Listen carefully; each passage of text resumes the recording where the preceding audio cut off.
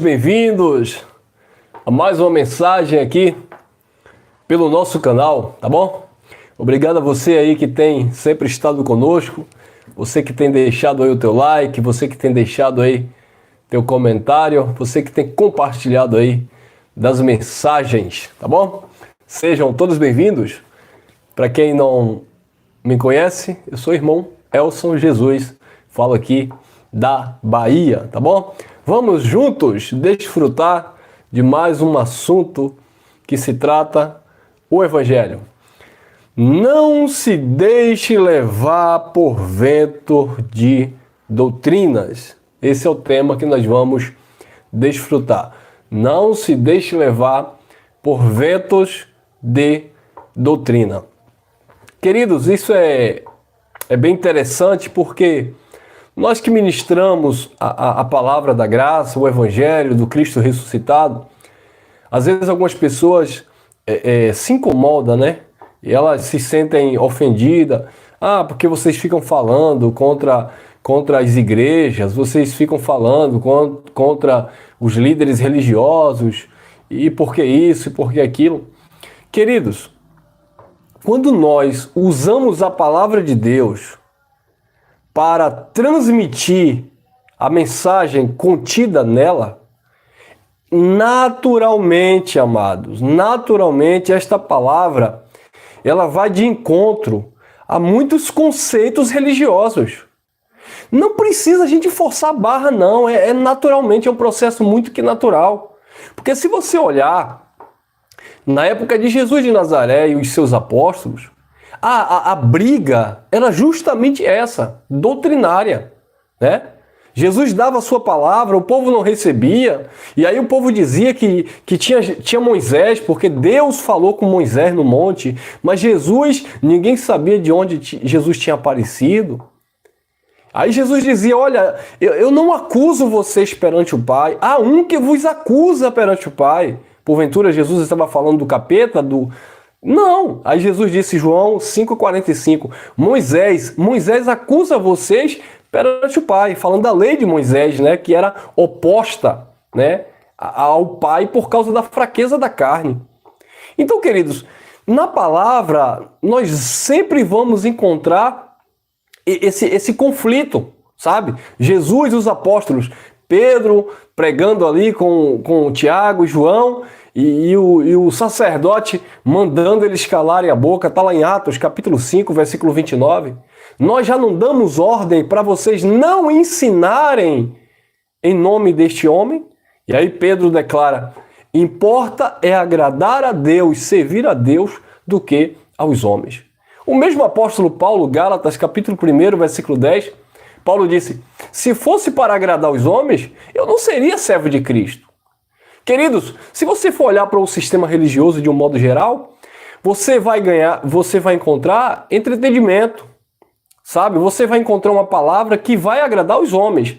Porque, um exemplo, se a pessoa vai ali naquela instituição, ah não, aquela não me agradou porque aquela ali fala muito de dinheiro, aquela ali é um pede demais, eu não vou ficar naquela não, eu quero uma coisa mais espiritual, eu quero uma coisa mais voltada para os mistérios ocultos. Aí ela sai daquela que tem a doutrina base, a doutrina da prosperidade, né? Ela sai daquela que tem o vento de doutrina dos apegos às coisas, aos bens materiais, que leva você supostamente a se tornar um empresário, a estar sempre por cima, nunca por baixo, sabe? Então, ela não gosta, ela não se adaptou àquela linha de doutrina, àquele sistema.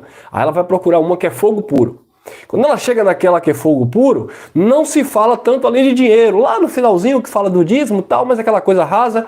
E aí o pessoal dá lá o dízimo, dá lá, né, participa lá dos seus projetos, etc. Mas ela gosta daquele meio ali que fala de fogo, que vê irmão caindo, que vê irmão rodando, que vê irmão babando e no final derrama óleo e o pastor vem, coloca a mão na cabeça e começa a declarar e aquela palavra de autoajuda e aquele momento de êxtase ali, onde todos ali começam a falar ali nas pseudas línguas angelicais. Então ela diz, não, eu quero essa aqui.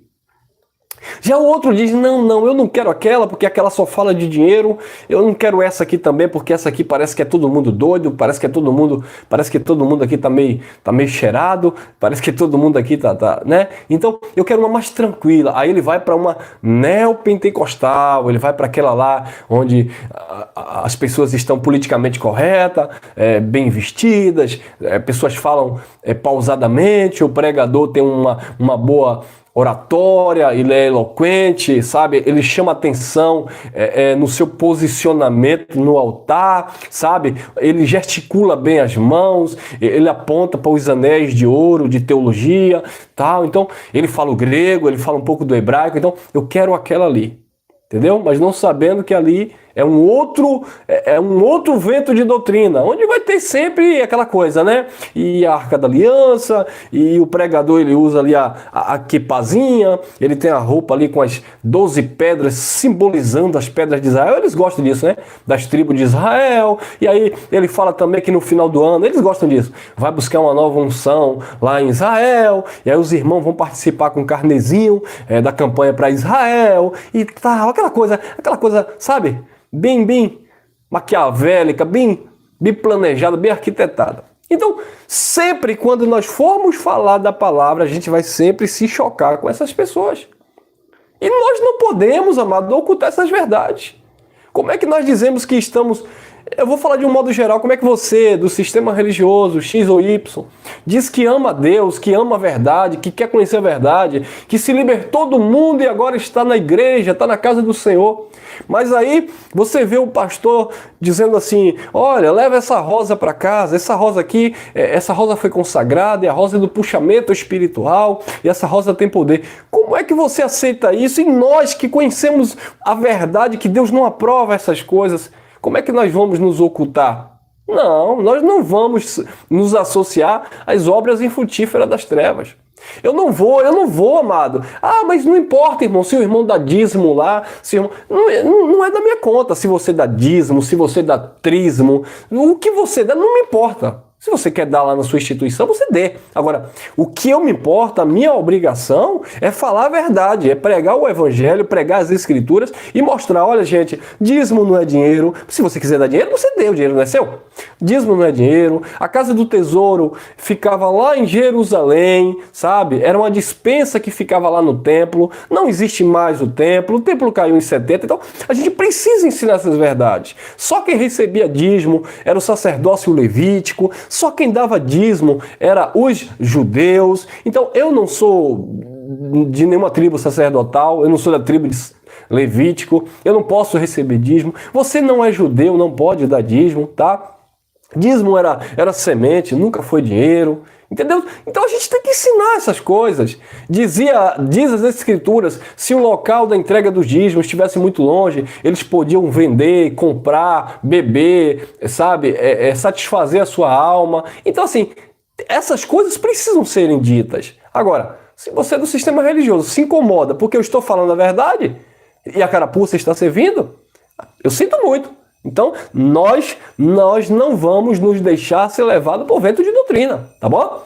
Não se deixe levar por ventos de doutrina. Isso é vento de doutrina. Ah, mas é porque o senhor fica pregando contra o jejum. Eu não prego contra o jejum. Eu mostro nas escrituras como era o jejum. Como Deus usou o profeta Isaías lá no capítulo 58 para mostrar como era o jejum. O jejum não era uma abstinência de alimento nesse sentido das pessoas afligirem as suas almas. Mas sim, ele disse, esse é o jejum que agrada a Deus. Se compadecer do necessitado, levantar o caído, ter misericórdia, essas coisas. Bem como Jesus também falou acerca do dízimo, Mateus 23, que alguns espertalhões usam de má fé para dizer que ali é Novo Testamento. Ele diz, não, aqui, ó, Mateus 23 é Novo Testamento. E Jesus falou do dízimo. Sim, primeiro, Jesus estava repreendendo os fariseus, você é fariseu? Que eles davam o dízimo. Ah, mas eu dou o dízimo, então os fariseus também davam. Jesus repreendeu os fariseus que davam o dízimo do endro, do cominho, da hortelã e negligenciavam o mais importante de quê? Da lei, porque Jesus estava no cumprimento da lei. A justiça, o amor, a misericórdia. Então era disso que Jesus estava falando. Ou seja, Jesus estava dizendo, vocês negam de fato o mandamento de Deus, para ficarem aí, se justificando pelas obras meritórias. Porque eu dou dízimo de tudo que eu possuo, tal e tal. Então, Jesus estava repreendendo aquele povo. Lembrando que ali não é Novo Testamento. O Novo Testamento, ele nasce a partir do derramamento de sangue. No sangue de Jesus nasce a nova e eterna aliança. É inaugurada a nova e eterna aliança. Então, ali Jesus está cumprindo a lei. Mateus 5, 17 e 18. Jesus está no cumprimento da lei. Não é Novo Testamento. Ah, mas está escrito aqui na Bíblia. Sim, mas isso aí foram os tradutores que colocaram. Quando você estuda as Escrituras, você vai ver que o Novo Testamento, ela vem depois da morte do testador, como diz o escritor aos Hebreus, tá bom? Ah, mas eu jejum, eu faço isso, eu faço aquilo. Sim, Jesus disse, quando vocês jejuarem, vocês não têm que mostrar aos homens que estão jejuando, com o rosto desfigurado. E o que é que nós vemos hoje aí? Ou seja, era para fazer algo secreto, naquele contexto, era para fazer algo em secreto, que Deus recompensava publicamente, mas o que é que nós vemos hoje aí? Os fariseus tocando trombeta na televisão, nas redes sociais. É porque nós estamos nos 21 dias de jejum de Daniel. Ah, porque nós estamos no jejum de não sei o quê. No propósito do jejum, eu tô 15 dias sem comer. Problema seu. E é mentira desses cabras, rapaz. É mentira, eles estão comendo escondido. Aí na televisão chega e diz que está fazendo jejum. Para quê? Para escravizar o povo.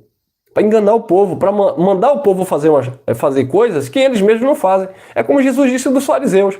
Olha, acautelável dos fariseus, eles mandam vocês fazerem, mas eles mesmos não movem nem com o dedo. Eles colocam um jugo pesado sobre vocês, mas eles mesmos não querem mover esse jugo. Por quê? Isso é vento de doutrina, abençoados. Então eles ficam aí fazendo essas campanhas, esses votos, venha sacrificar no altar. A maioria, não vou também generalizar, mas a maioria desses pastores teólogos, principalmente esses doutores aí, doutores em divindade, que querem ser o próprio Deus, eles sabem que altar, amado, não é aquela plataforma elevada que tem lá na igreja evangélica deles.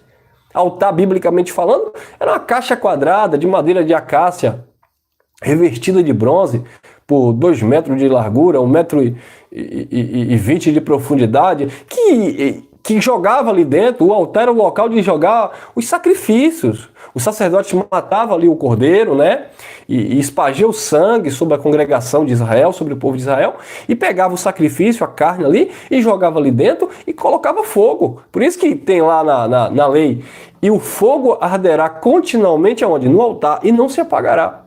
Então, o fogo tinha que arder no altar, porque enquanto havia fogo, havia sacrifício. Enquanto havia sacrifício, Deus estava vendo que o povo estava, digamos assim, se importando, estava tentando, na medida do possível, voltar para ele, embora pela lei nenhuma carne seria justificada. Porque na lei tudo era sombra, na verdade, porque até aquele cordeiro da lei que era sacrificado, ele já apontava para o cordeiro perfeito, que foi Cristo Jesus, quando João Batista diz, eis aí o cordeiro de Deus, esse sim, esse tira o pecado do mundo. E de fato tirou, que foi o pecado da transgressão da lei.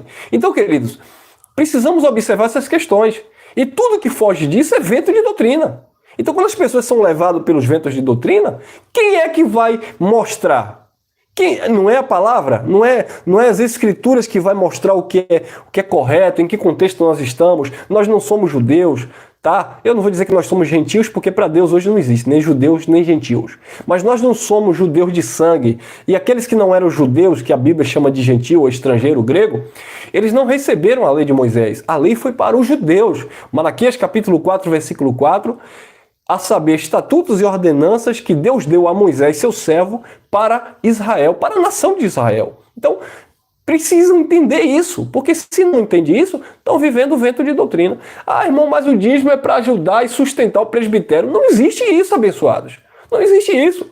Paulo pregava, Pedro pregava, o próprio Jesus, por exemplo, ele pregava. E ele não recebia dízimo. Existia ali o Judas que andava ali arrecadando, né, ofertas, mas também eram ofertas ali voluntárias, que as viúvas davam, as pessoas davam, porque Jesus andava ali com a comitiva ali, Jesus andava com muitas pessoas, Jesus também tinha gastos, né? Interessante isso. Embora Jesus não tivesse uma congregação, não pagasse aluguel, mas Jesus tinha gastos ali a seu serviço, que ele recebia oferta, não é isso? Diz que Judas metia a mão lá na sacola e pegava as ofertas que era colocada ali. Então Jesus tinha gastos, Jesus, por certo, não está escrito, mas nós entendemos que Jesus, por certo, alimentava muita gente por onde ele passava, e não era alimentando apenas com os milagres que ele fazia de multiplicação de pães, porque senão ele não precisava arrecadar oferta. E diz que o pessoal dava oferta, e Judas, né, era o tesoureiro, por assim dizer, tesoureiro ladrão. Então, por quê? Porque, infelizmente, né, amado, em qualquer tempo, em qualquer período da história, sempre existiu essa questão de despesas, né, de gastos, isso sempre existiu. Por exemplo, na época de Abraão, os despojos das guerras, eles trocavam as moedas, trocavam mercadoria, vocês sabem disso. Mas isso não vem ao caso. A questão é que os ventos de doutrina, eles têm se levantado desde a época de Paulo, na época de Pedro, né, na época de Jesus de Nazaré. No nosso século não é diferente. Existem vários ventos de doutrina. Agora o que acontece? Você do sistema religioso, aí você vai olhar para mim, você vai dizer que eu sou um vento, que nós somos, por exemplo, um vento de doutrina. Aí esse povo que está pregando a graça aí, eles dizem que não precisa sacrificar, eles dizem que não precisa pagar o preço, eles dizem que a salvação eterna não se perde. Isso é vento de doutrina. Então, você que pensa dessa forma, você vai ensinar o seu público, na sua igreja, na sua instituição, dizendo que nós somos ventos de doutrina. Como eu não tenho nada contra a sua pessoa, não é nada contra carne e sangue, a nossa questão aqui é doutrinária, eu vou apresentar também os meus argumentos bíblicos, mostrando que vocês é que estão passando ou praticando vento de doutrina. E aí, aquela coisa, né, meu irmão? É Deus que vai convencer, é Deus que vai ministrar, porque não é porque você diz que eu sou um vento de doutrina que aqueles que Deus abriu os olhos vão cair. E não é porque também eu digo que você é um vento de doutrina que aqueles que estão cegos vão acreditar. Então, cada um liga a sua vida, cada um desenvolva aquilo que Deus outorgou em suas mãos. Estou eu aqui fazendo e cumprindo aquilo que cabe a mim, e você cumpre aí aquilo que cabe a você cumprir. Se você acha justo, como um pastor está pedindo dízimo em dinheiro, mandando as pessoas sacrificar no altar, se você acha justo, você acha que isso agrada a Deus, está mandando as pessoas buscar o Espírito Santo no monte, quando a Bíblia diz que o Espírito Santo habita em nós. Se você acha justo, enganando as pessoas que congregam com você, que se reúnem com você, dizendo que Deus está naquele lugar, que aquela casa ali é a casa de Deus, quando a Bíblia, a palavra de Deus diz que Deus não habita em templos feitos por mão de homens, então fica aí com essa que você acha que é justiça, que eu vou continuar com aquilo que eu acho que é correto, que é justo, tá bom? Então, ficamos assim, então estejamos em paz. Fale o que você quiser falar e eu vou argumentar também, falar o que eu quero, porque nós estamos num estado laico e nós temos direito, liberdade de expressão, tá bom? Fale o que você quiser que eu vou falar também, dando argumento para o público, aquele que nos acompanha aqui. Vamos lá. Efésios capítulo 4, versículo 14. Olha o que diz o apóstolo Paulo. Para que não sejamos mais meninos inconstantes. Olha o perigo. Meninos inconstantes. Paulo disse que quando eu era menino, eu pensava como menino, eu agia como menino, eu discorria como menino. Logo que eu cresci, eu deixei as coisas de menino. Quando você vai ver o contexto do que era Paulo dizendo que era menino, você vai ver que era a prática religiosa de Paulo, o judaísmo.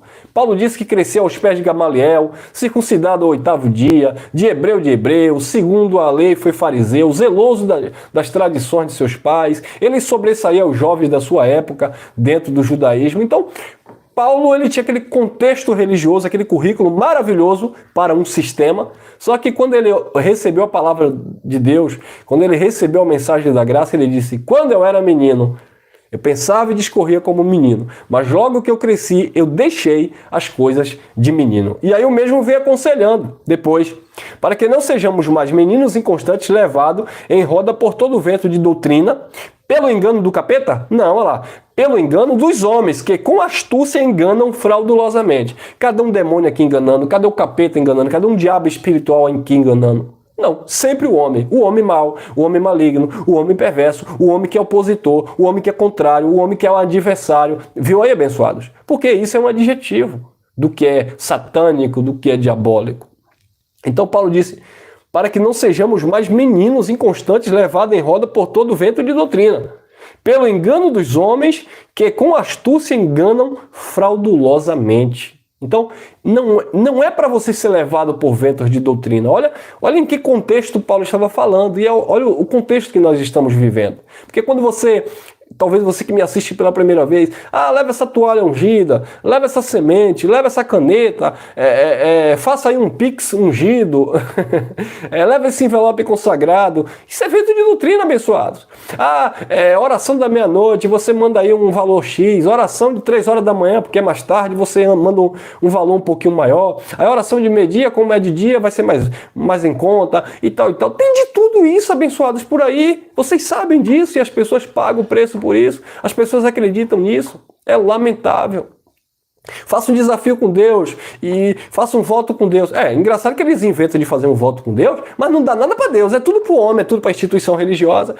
Faça um desafio com Deus. Nesse final de ano, nós passamos aí um momento difícil, desemprego, isso e aquilo, então você vai arrecadar aí um salário mínimo, dê seu jeito, toma até o agiota, mas em dezembro, na virada do ano, você vai trazer um salário mínimo para o altar. Você vai consagrar um salário mínimo no altar e ano que vem, 2022, você vai viver a prosperidade de Deus na terra. O camarada se acaba em vender geladinho, vender picolé, ele come cuscuz o mês inteiro, o resto do ano inteiro, mas ele quer deixar um salário mínimo para quando chegar no final do ano, ele dizer, eu vou sacrificar para Deus. E aí? Aí Deus manda o Pix lá do céu, né? O Pix aqui é anjos celestiais @.com, e aí você vai depositar o Pix para Deus? Claro que não. Vai para quem? Para os pastores. Vai para quem? Para eles terem vida boa, viajar no final do ano. Vai para quem? Para os homens abençoados. Então isso é evento de doutrina e as pessoas fazem, financiam tudo isso aí. Agora, se fosse para arrecadar alimentação, cesta básica, para doar para aqueles que estão famintos, ninguém participava, ninguém sacrificava, ninguém se esforçava. Mas como é para o seu ego, porque eles são levados por esses enganos de homens fraudulentos, e eles querem também obter vantagem, eles fazem tudo isso, eles querem participar. Porque, na verdade, é um jogo de barganha, lamentavelmente.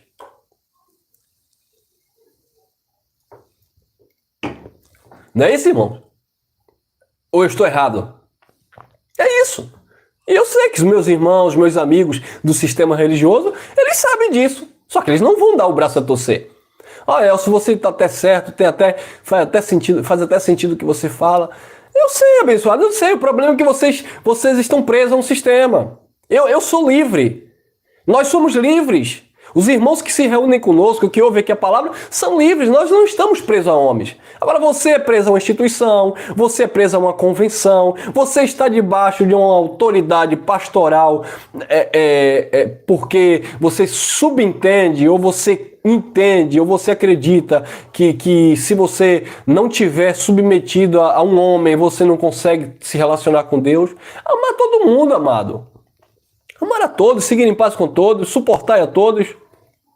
Mas vida com Deus é uma vida muito particular. Não tem nada a ver com homem, com pastor na sua vida. Não tem nada a ver com profeta conduzindo a sua vida. Tem a ver com o Espírito Santo que habita em você. Agora, se você não acredita que o Espírito, o próprio Deus, habita em você e te conduz e te direciona, aí você vai sempre recorrer aos homens, ao guru ali, ao pai de santo ali, ao pastor ali, ao padre ali, ao apóstolo ali, porque você não consegue andar com as próprias pernas. Foi o que Paulo disse à igreja da Galácia, capítulo 4, versículo 19. Eu sinto dores de parto. De novo eu sinto dores de parto. Até que eu, Paulo, seja formado em vocês? Até que eu, o apóstolo Paulo, esteja aí sendo formado no caráter de vocês? Não. Paulo disse, até que Cristo seja formado em vós. É necessário formar Cristo nas pessoas, para que as pessoas entendam quem é Cristo, o que é que Deus faz na sua vida, quem é Deus na sua vida, e não ficar dependendo de um guru religioso, andando debaixo das vontades humanas, pessoas que não têm nenhum tipo de instrução, de saber, de conhecimento escatológico, não tem nenhum tipo de conhecimento pactual, passagens, textos históricos, textos poéticos, e eles pegam a Bíblia como um todo e joga. Isso é evento de doutrina. Mistura Apocalipse com um livro de poéticos, e mistura lá os livros proféticos, e mistura os Salmos, e mistura o Cantares de Salomão, e que você é a Rosa de Saron, e que o noivo está na porta batendo, e que ele bota a mão e você vê a porta. Gente, absurdo, vento de doutrina. Irmão, mas está na Bíblia. Claro que está na Bíblia, amado. Está na Bíblia também mulheres e homens sendo sacrificados, está na Bíblia animais sendo sacrificados, está na Bíblia também animal falando, está na Bíblia também serpente enganando a mulher, está na Bíblia tudo isso. E aí? Você vai pegar toda a letra e receber na tua vida como uma doutrina, como uma palavra de Deus para conduzir a tua vida? Claro que isso não pode ser assim, mas infelizmente está na Bíblia. Está na Bíblia, então tá, vai. Não é isso?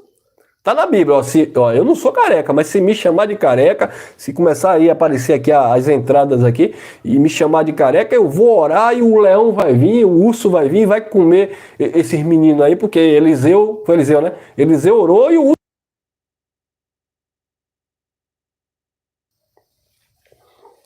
Entenderam, abençoados?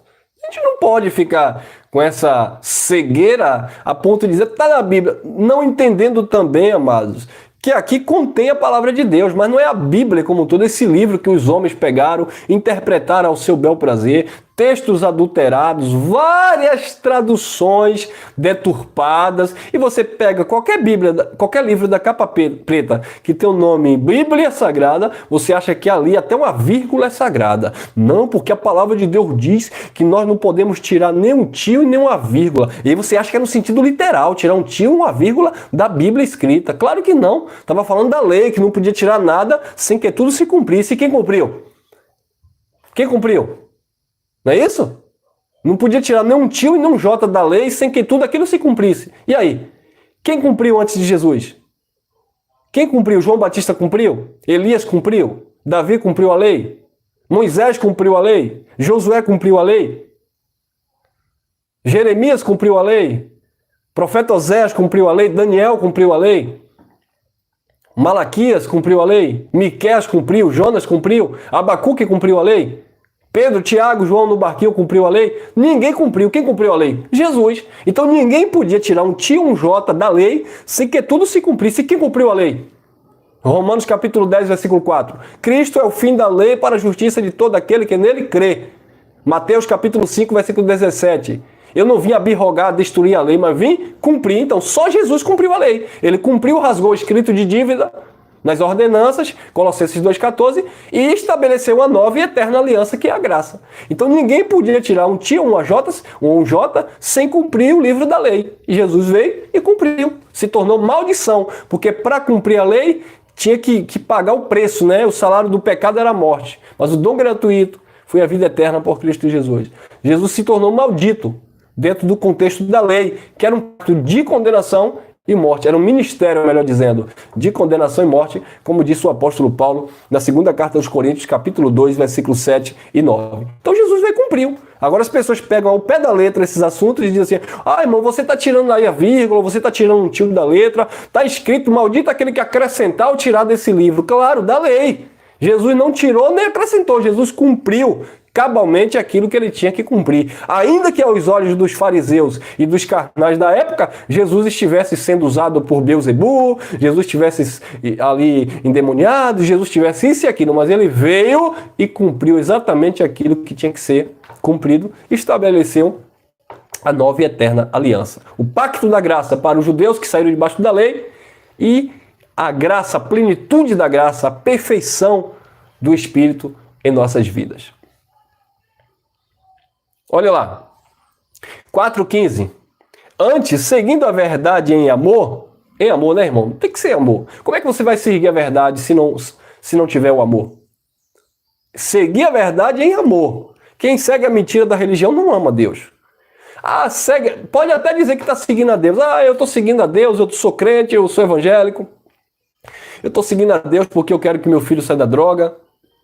Eu estou seguindo a Deus porque eu quero um emprego melhor. Eu estou seguindo a Deus porque eu quero casar. Eu estou seguindo a Deus porque antes eu comia cachaça no carnaval. Então eu na igreja eu não vou beber. Se eu não vou beber, eu vou guardar dinheiro. Se eu guardar o dinheiro, eu vou ter minha casa própria. Então eu vou seguir a Deus porque eu quero comprar minha casa própria. Não gasta no carnaval, mas se vacilar, o pastor leva tudo, né? Antes, seguindo a verdade em amor, cresçamos em tudo naquele que é a cabeça, Cristo. Cristo é o cabeça. É para crescer nele, não é na instituição religiosa. Você não vai fazer carreira na instituição religiosa. Você não vai prosperar na instituição religiosa. Você vai prosperar, você vai viver bênçãos, você vai descansar em Cristo, que é o cabeça, e não nos homens. Entenderam, abençoados? Olha lá. 1 Timóteo 1,4. naquele tempo, dentro daquele contexto, nos últimos dias, para o cumprimento daquele século, daquela geração que Jesus falava, né? Ali no primeiro século. Olha o que disse o apóstolo Paulo. Mas o Espírito expressamente diz que nos últimos tempos, aqueles últimos tempos ali, antes da consumação daquele século, apostatarão alguns, não são todos da fé, dando ouvidos a espíritos enganadores. Espíritos enganadores, esse espírito com E minúsculo, é sopro, tá? É vento de doutrina. Espíritos enganadores e a doutrinas, ensinamentos de demônios. Demônios são ídolos, tá bom? Então, o que é que Paulo estava dizendo? Que nos últimos tempos ali, para finalizar ali aquele século, para terminar ali aquele aion e começar uma nova era, depois da queda do templo e a parousia de Cristo, muitos estavam aparecendo ali, dando ouvidos, melhor dizendo, a espíritos enganadores e a doutrina de demônios, a doutrina de ídolos, ou seja, acreditando no conto da carochinha, acreditando em deuses egípcios, acreditando em deuses babilônicos, invento de doutrina de demônio. Hoje a gente pode atualizar isso aqui. Os espíritos enganadores são esses pregadores aí com a Bíblia debaixo do braço, ensinando doutrina de demônios. Os demônios agora são atuais, né? É a doutrina de demônio da pombagira, doutrina de demônio do tranca-rua. O camarada, ele era pai de santo, agora ele diz que é pastor. E aí ele vai contar a vida dele toda na igreja evangélica. Ele tem 15 anos de ministério, 15 anos que ele é pastor, do tempo que ele começou até ele morrer, ele falando que ele foi servo de Exu, que ele foi servo de Tranca-Rua, que ele viu Preta Véia e Maria Padilha e Mulambo e BBB. Doutrina de demônios, ele só sabe falar isso. E muitos vão atrás dessas coisas. Se apostatam, deixa a palavra mesmo, deixa o evangelho e vão atrás dessas coisas, doutrinas de demônios. Olha lá. Pela hipocrisia de quê? Olha lá. De um capeta, de um ser espiritual, mais uma vez. Pela hipocrisia de homens que falam mentiras, tendo cauterizado a sua própria mente. E esses homens falando mentiras, tendo cauterizado a sua própria mente, não pense que era alguém que não tinha conhecimento da palavra, não. Eram pessoas que usavam as escrituras da época de Paulo. Entenderam, abençoados? Porque se eles estão dizendo que deixaram, se apostataram da fé e estavam dando ouvido a esses homens, eram homens que usavam também deste conhecimento, desses argumentos, dessa palavra, né, ou da palavra no seu tempo. Não era qualquer um, não. Eles deixavam aquelas pessoas, eles seguiam, melhor dizendo, aquelas pessoas que também pregavam, que falavam de Deus, que falavam disso. Lembra de Bar Jesus? Está lá em Atos capítulo 9, que Paulo repreende aquele profeta, falso profeta, que o Sérgio, o procônsul Sérgio Paulo andava com ele, e todos achavam que aquele homem era um homem de Deus. Bar Jesus, ó, filho de Jesus. E aí Paulo começa a pregar o evangelho, o seu xará, Sérgio Paulo, se identifica com a mensagem, passa a ouvir Paulo, mas aí o falso profeta se levanta e tal, e não sei o que, tentando corromper o caminho do Senhor.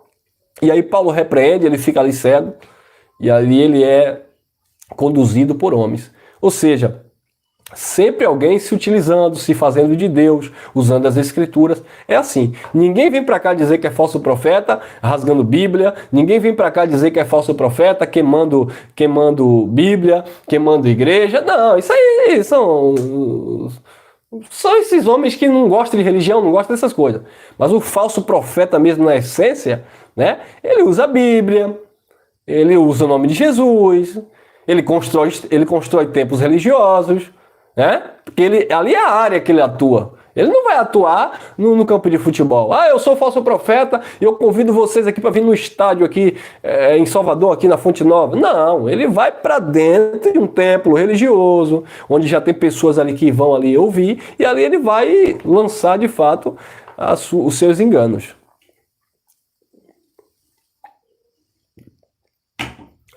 Pela hipocrisia de homens que falam mentira, tendo cauterizado a sua própria consciência. Consciência cauterizada.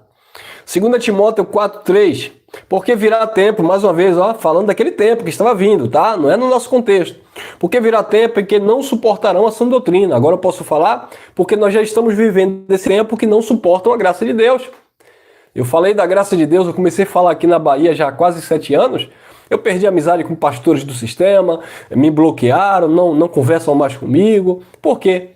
Porque eles não suportam a sã doutrina. Naquele tempo não suportavam a sã doutrina e hoje eles não suportam o evangelho da graça. Eles não suportam me ver falando que dízimo não é para o nosso tempo. Eles não suportam me ver falando que Deus não habita em templo feito por mão de homens. Eles não suportam me ver falando que nós somos templo e morada do Espírito, que Deus não está no monte. Eles não suportam me ver falando que não é obrigado a congregar, se reunir, porque se não se reunir, você perde a sua salvação. Eles não nos suportam nos ver falando que salvação eterna nunca dependeu do homem, nunca dependeu de obra, nunca dependeu de sacrifício, mas dependeu do próprio Deus ter escolhido. Então eles não suportam essas coisas. Por quê? Porque eles querem ter meritocracia. Eu aceitei, eu escolhi, eu levantei a mão, eu que deixei a cachaça e fui seguir Jesus. Não estou dizendo para você seguir Jesus cheio de cachaça, não, meu irmão. Eu também deixei a cachaça, eu nunca fumei, né? Mas enfim, eu deixei cachaça, deixei essas coisas, prostituição, deixei mentira, deixei esses enganos, deixei todo esse contexto, né, que o religioso disse. Deixei o mundo. Eu não deixei o mundo porque eu não estou morando em Marte, eu estou morando aqui no mundo ainda, no planeta Terra, tá? Na Bahia. Então, eu deixei esses hábitos que eu tinha outrora, porque eu julguei necessário, mediante o conhecimento que eu tenho de Deus, que eu não dependo daquilo. Eu não preciso daquilo para ser feliz. Eu não preciso, então eu deixei, tá? Mas não é porque eu deixei, agora eu sou salvo, mas, se eu não tivesse deixado para ser salvo, não, meu amado. Sempre foi Deus agindo, ministrando, curando as feridas da alma, libertando dessas coisinhas que nos prendia, assim como tem sido na sua vida, entendeu? Então sempre foi Deus, não foi nada do homem, não foi nada de paga-preço, não. Você foi educado, nós fomos educados. Tudo é lícito? Sim. Tudo convém? Não. Eu posso todas as coisas? Tudo é lícito? Eu sou livre? Sou livre em Cristo. Mas convém eu viver e praticar? Não, calma aí. Eu tenho que me responsabilizar pelos meus atos. Entendeu? O evangelho da graça de Deus, ele te ensina a ser responsável. Agora, a religião, o sistema religioso, te ensina a ser medroso, te ensina a ter medo de Deus, medo do diabo, medo de perder a salvação, medo disso, medo daquilo, e aí você se sente ali na obrigação de praticar a religiosidade, porque você não consegue viver espiritualidade. Praticar religiosidade é uma coisa, viver espiritualidade é outra coisa totalmente diferente. Entenderam, abençoados? Porque virá tempo que não suportarão a sã doutrina, mas tendo comichão nos ouvidos, amontoarão para si doutores conforme as suas próprias concupiscências. Então, eu não gostei de você, irmão Elcio, então eu vou amontoar para mim doutores e mestres conforme minhas próprias concupiscências. Eu gosto daquele, porque aquele ali disse que vai derramar óleo na minha cabeça. Aí existia um pessoal que se reunia conosco, ele disse, eu vou ter que ser consagrado a pastor, porque o quê? Porque não sei o quê. Eu falei, rapaz, a gente não consagra ninguém, não existe consagrar ninguém a pastor. Não. Mas eu tenho que ser consagrado a pastor, porque eu faço culto na minha casa, e se eu não for consagrado, e não sei o quê, bababá. E foi lá, pagou acho que 20 conto por mês, fez lá um documento, assinaram lá que ele é pastor, e aí derramou óleo e aí ele saiu do meio dos irmãos que se reúnem em graça, porque agora ele diz que é pastor do sistema. Eu ia fazer o quê? Eu ia consagrar eles? Não faz sentido. Isso é vento de doutrina, irmãos. 1 Coríntios 3,11. Porque ninguém pode pôr outro fundamento além do que já está posto, o qual é Cristo Jesus. Ninguém pode pôr outro fundamento além do que já está posto, o qual é Jesus Cristo. O fundamento é Jesus Cristo. Se coloca um outro fundamento, é vento de doutrina. O fundamento é Jesus Cristo, e dentro do período que Paulo apresentou esse fundamento havia promessa, nesse fundamento havia cruzamento pactual, nesse fundamento havia remoção das coisas abaláveis. Então, nesse fundamento que Paulo apresentou, que é Cristo, havia alguns elementos, né, que iriam se desfazer. Agora, o fundamento era Paulo? Não, o fundamento era Cristo. Quando Paulo morreu, veio a queda lá do templo de Jerusalém, veio o juízo lá no ano 70 para os judeus. Então, o fundamento continua. Agora, nós estamos sobre a edificação, que foi a realização de todas as coisas, plenitude da graça, obra 100% consumada, sem nenhum tipo de esperança de salvação, de redenção, de glorificação. Então, nós estamos no mesmo que era fundamento Cristo, mas nós estamos em outro patamar, em um patamar de superior glória, em um momento, em uma posição muito mais privilegiada no que tange aquela situação que os irmãos viveram no primeiro século do que eles, entendeu? Mas o fundamento pode ser tirado? Eu posso tirar o fundamento que é Cristo e colocar um terceiro fundamento de uma terceira plenitude, de um terceiro evangelho? Não, o fundamento continua Cristo. Agora o entendimento aumentou? Ok. Foi aperfeiçoado no entendimento? Beleza.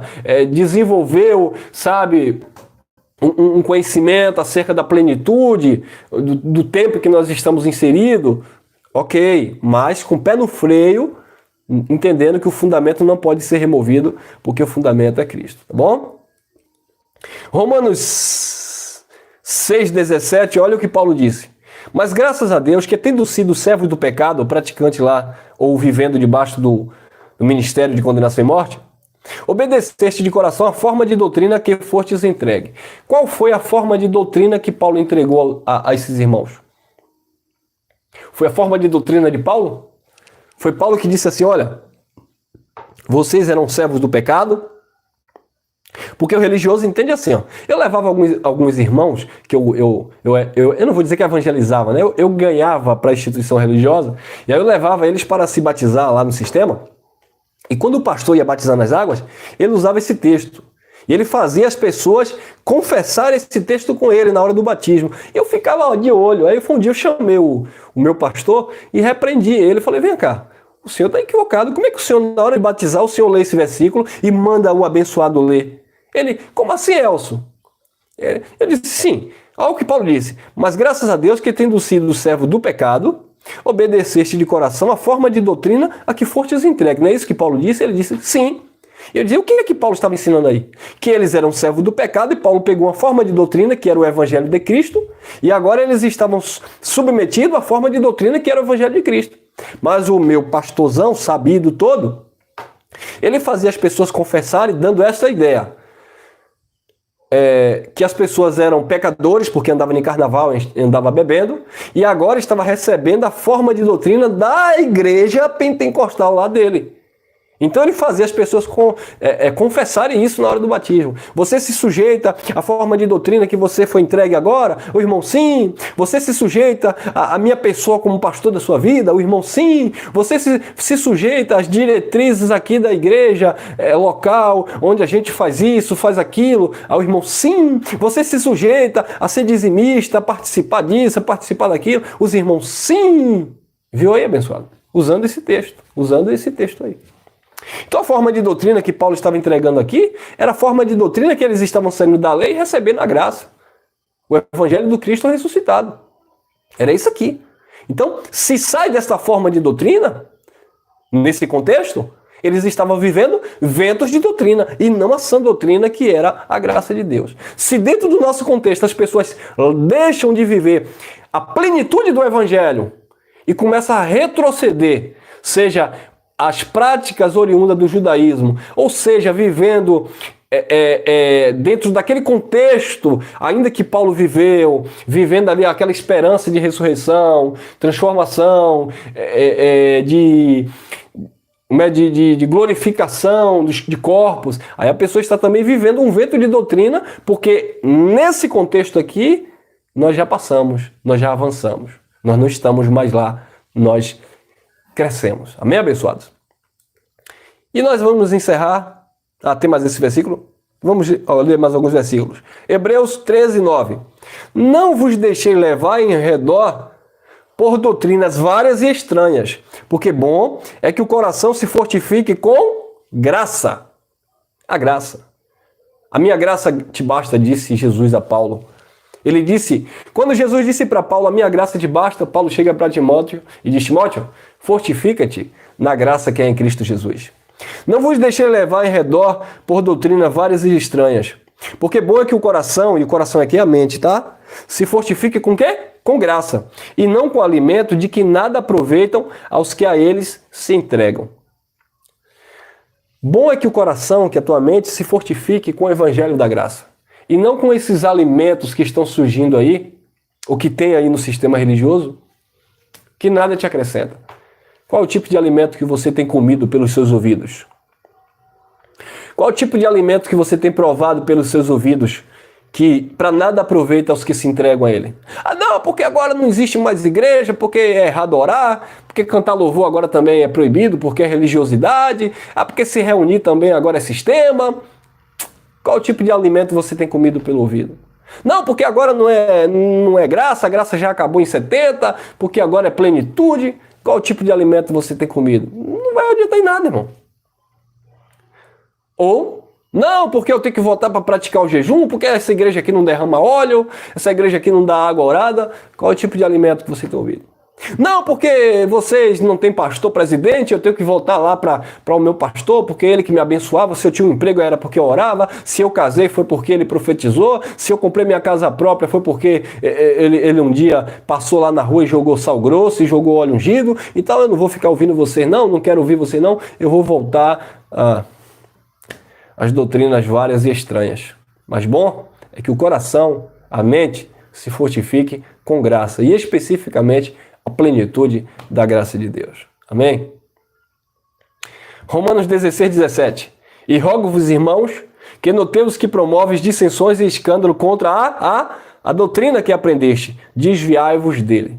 A doutrina que aprendeste, não é várias doutrinas, não é ventos de doutrina, é a doutrina de Cristo como fundamento.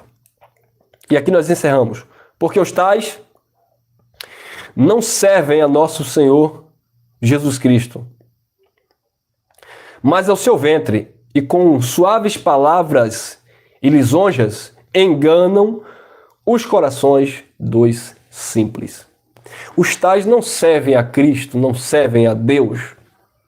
Aliás, dizem que não querem mais nada. Tem gente que estava pregando evangélico, agora já disse que é ateu. Tá feia a coisa, né, irmãos? Tá complicado.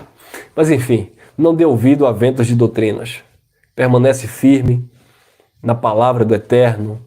Viva a plenitude da graça como filhos livres que você é, como filhos livres que somos, consciente dos meus deveres, consciente das minhas obrigações, consciente de que tudo é lícito, mas nem tudo me convém, de que eu preciso seguir em paz com todos, não está julgando quem é salvo, quem não é salvo. A nossa questão aqui é doutrinária. Como eu falei no início do vídeo, cada um vai levantar sua bandeira, cada um vai defender o seu argumento e vai competir a você analisar tudo e ser aí conduzido pelo Espírito Santo.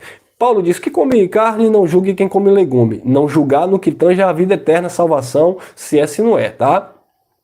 Mas no que tange, biblicamente falando, dentro da palavra, julgar se está certo ou errado, nós somos livres para debater sobre essas questões, tá bom? Por quê? Porque nós temos liberdade. E na liberdade, você não pode se submeter a julgo de escravidão, se sujeitando àquilo que o homem determina. Não estou pedindo para você assistir, se inscrever no canal, porque essa palavra aqui é a palavra que te salva, que bebe. Não. Essa palavra foi a palavra que salvou a minha mente, salvou a mente dos irmãos aí que nos acompanham, desses irmãos aí que estão espalhados por todo mundo. Agora, se essa palavra te incomoda, Paulo disse, né?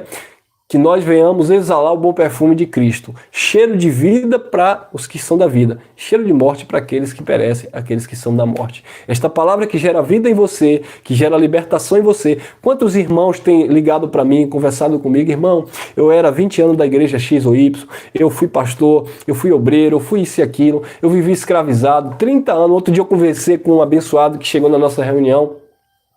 Se eu não me engano, ele tem quase 80 anos. Ele disse que passou 51 anos dirigindo denominações, dirigindo instituições religiosas, congregações. E hoje ele falando com lágrima nos olhos. Eu não sei se ele vai estar me assistindo. Meu irmão, beijo no teu coração. Porque que privilégio idade de ser seu neto, você chegar para mim, conversar comigo e eu ver lágrima no seu olho e ver a alegria que o senhor de quase 80 e poucos anos tem em dizer que depois de 51 anos do sistema religioso, o senhor está livre hoje para descansar com a sua família, viver em paz e ter convicção daquilo que quem é Deus na sua vida e entender que tudo aquilo que o senhor viveu foi uma mera religiosidade que aproveitou em algumas coisas, foi bom em algumas coisas, te ensinou muita coisa, porque nós aprendemos com tudo, afinal de contas tudo coopera, mas que espiritualmente falando, não trouxe nenhum tipo de benefício para nós. Mas de alguma forma, aliás, de todas as formas, foi bom, porque hoje você não saberia quem é esse Cristo maravilhoso, essa palavra que você serve, se você não tivesse passado pelo engano lá da religião. Beijo no coração, graça e paz e até o nosso próximo encontro.